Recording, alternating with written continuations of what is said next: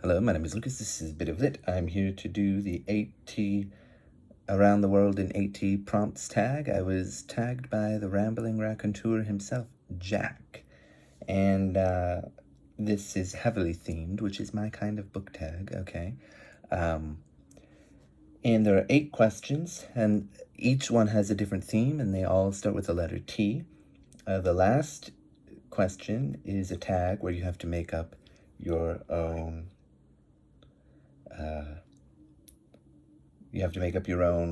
prompt with the letter T as a theme. And so I will first of all tag knitting, books, etc. I have not prepared anything for this book tag, so we will figure out the answers as we go and figure out what that prompt will be later, and I'll write it down so that it's not confusing. Number 1, theater. Do you read plays? If so, tell us about one of your favorites. I don't read them often, but I've read a handful of Shakespeare's plays. I really enjoy some of them, maybe more than a handful. I've read a few Arthur Miller plays, maybe Tennessee Williams as well, and A Raisin in the Sun by Lorraine Hansberry, I believe is her name. That's one of my favorite plays. But my favorite is Julius Caesar by William Shakespeare. And I just think it's fantastic. I think the monologues and the plotting and, you know, the sort of political situation in England of the time make it really interesting and dramatic.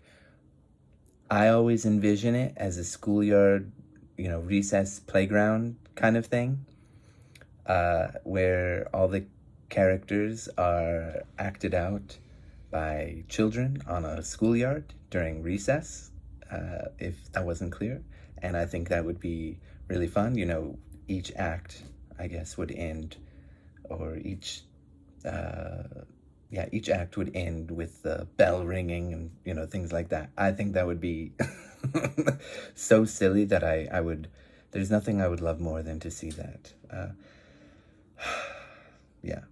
Julius Caesar by William Shakespeare. You know, more serious interpretations are also great, but I prefer mine. Thank you. Number 2, travel. Sadly, we can't travel these days, but do you have, that's not true for me, because I live in a place that took things seriously. I could travel. There's a lot of restrictions, but, you know, you have to do a lot of testing or whatever, but, you know, no big deal. But do you have a favorite travel writer or travel book to take you away or on armchair adventures? No. I think travel writing is kind of lame. I actually don't like to travel, personally.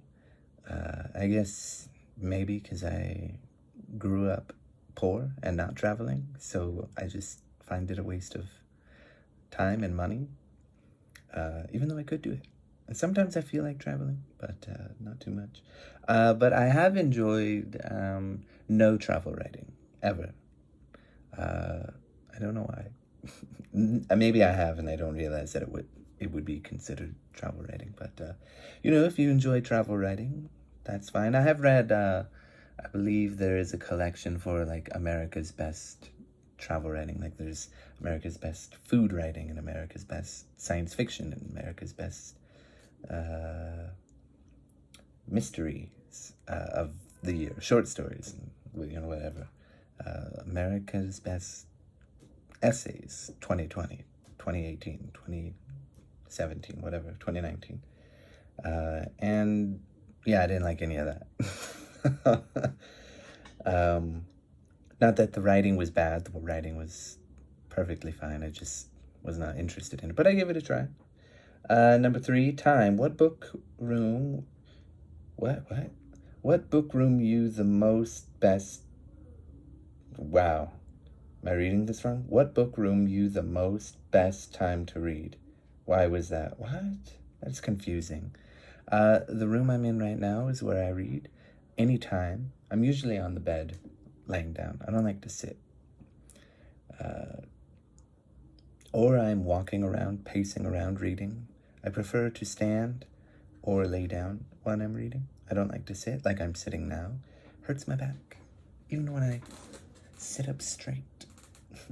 And my chair is comfortable. So, anyway. Number 4, traditional fairy tales or nursery rhymes. What are some of your favorites, and what are some of you would not think? What are some you would not think are suitable for kids today? I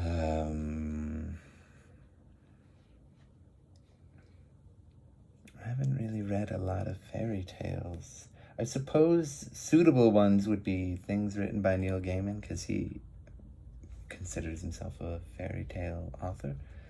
I don't particularly care for any of his work except Coraline. The Sandman comics are all right. Not for kids. Also not for,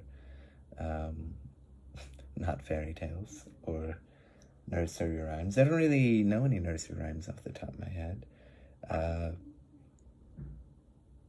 Yeah, this is another hard one for me to answer. Let them read whatever. Horrify them. Why not? Give them stories by the Brothers Grimm. Why not? Tasty. Number 5. Food. Glorious food. What are some of your favorite books about food?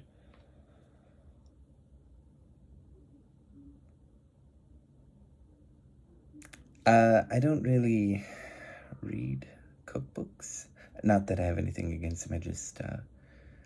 I usually just look up recipes online, and people share their story, and I'm not interested in that. I will just look for the recipe. I don't mind them doing it. You always see people complaining, "Oh, why are you giving your life story?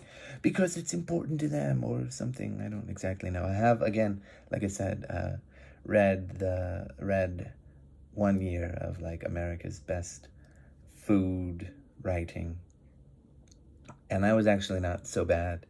There were just reviewing importance of food, or the cultural phenomenon in food and things like that. And it was okay, but quite depressing. Some of the subjects, because of some of the essays talk about food production, and that is horrifying, especially if you're talking about meat. I don't know what year that was, but the America's Best Food Writing 2018 or something like that, I guess would be my answer. I don't really read cookbooks, or I just read recipes online. Okay, I will try that. Oh no, I messed it up. What's wrong? Me, I'm what's wrong. Oh no. Number 6, terrible. Speak of the devil. Yeah. Who is a truly terrible, nasty, but memorable character that stands out for you? I guess I will go with my favorite, Captain Ahab from Moby Dick. He is the oldest, saltiest sea dog that ever lived, and I love him. He is truly a horrible tyrant on the sea, and yeah. Also, Satan in Paradise Lost. Really excellent. Really get to see his mindset, how flawed he is, how wrong he is, even though you can see he's got a good point. in some respects, he's ultimately flawed and wrong, and even if he has a good point, he sort of takes things so personally that he takes it way too far. And same thing with Captain Ahab. I mean, Captain Ahab, it's an animal, okay, a wild animal. It doesn't have some sort of agenda, although, based on Moby Dick's actions at the end of the book, you might think oh, he's wised up and he's got an agenda to take these guys out. That's because they're hunting him and they've been chasing him all over the place. And okay, Moby Dick is right for defending himself and all whales from Captain Ahab. Okay, thank you. Number 7, truth. The truth is often stranger than fiction. Give us some examples from your extensive reading. It's been a while since I've read any history. I I suppose the strangest thing I've read comes from, I guess there's no way to verify it, but I'm going to take it as a fact, 100% fact, and I don't remember it too well. I don't remember who Plutarch was writing about. They were a Greek, I remember that. And this Greek was from some city that had been in war. Maybe it was Athens. I don't think it was. It was another city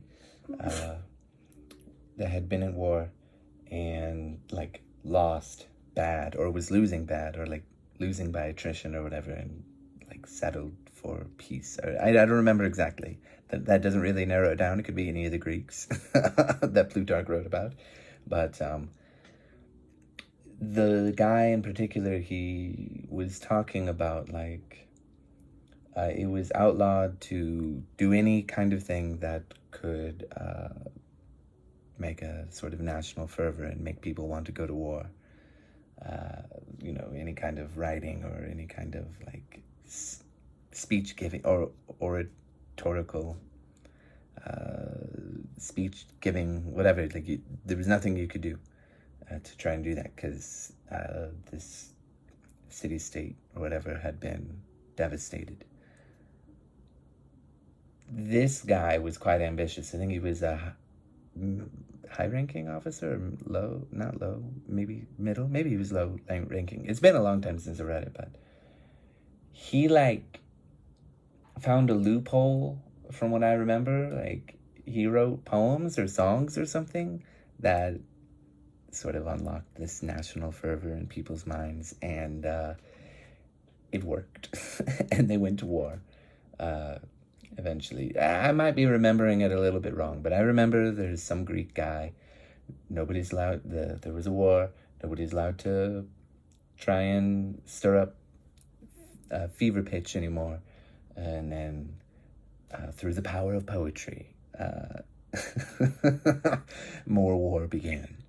I don't know who it was. I don't remember. There's no way to verify, I think, if this really happened, but I choose to believe it. If that's what happened, I can't remember. But that's what I remember. And I like, what? Shows you the power of literature. Yeah. Okay. Number 8, tag. Yeah, this is where we make it up. I was given terraplane. Do you read while riding in cars, buses, or trains? Yeah, I read on the metro. Or I used to. Now I just have one stop and I mostly just walk. And sometimes I listen to an audiobook, but sometimes not. So yeah, I would read on a bus. I would read in a car, unless I'm driving, of course. That would be psychotic.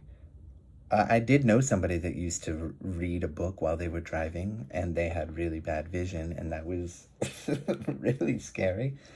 Yeah, I do. My prompt will be terraforming. Name a book that you enjoy, don't enjoy,